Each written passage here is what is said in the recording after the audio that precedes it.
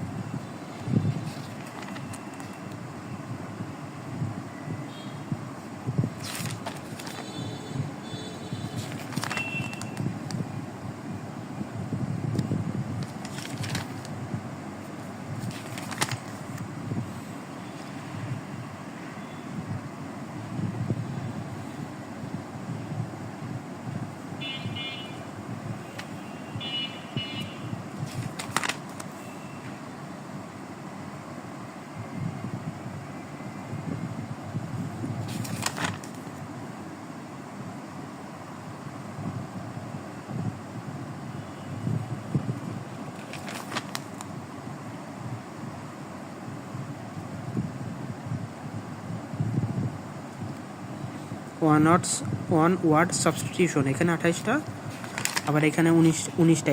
এই 19টাও কিন্তু এই 28টার সাথে, মানে ওয়ান ওয়ার্ড সাবস্টিটিউশন থেকে টোটাল এই 28টা যোগ এই 19টা, মানে টোটাল 47টা। পেয়ার অফ ওয়ার্ডস থেকে 9টা, এটা হচ্ছে অ্যানালজি।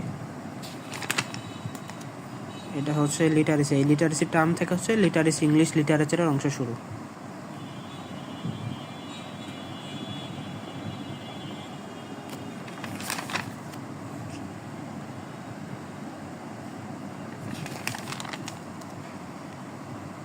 এখানে কিছু শর্ট কোয়েশ্চেন আছে অ্যাড করছি, কিছু সংক্ষিপ্ত প্রশ্ন ইংলিশ লিটারেচার নিয়ে, এগুলো একটু দেখবেন।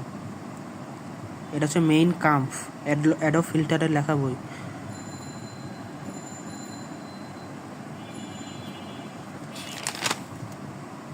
কিছু ইম্পর্টেন্ট রাইটার ইংলিশ লিটারেচারের।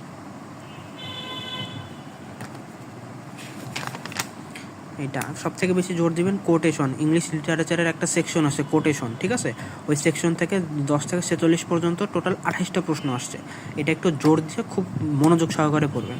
ধন্যবাদ। নেক্সটে কোন সাবজেক্টের এরকম ডিটেলস সাজেশন লাগবে এটা আমাকে কমেন্টে জানাবেন। ধন্যবাদ।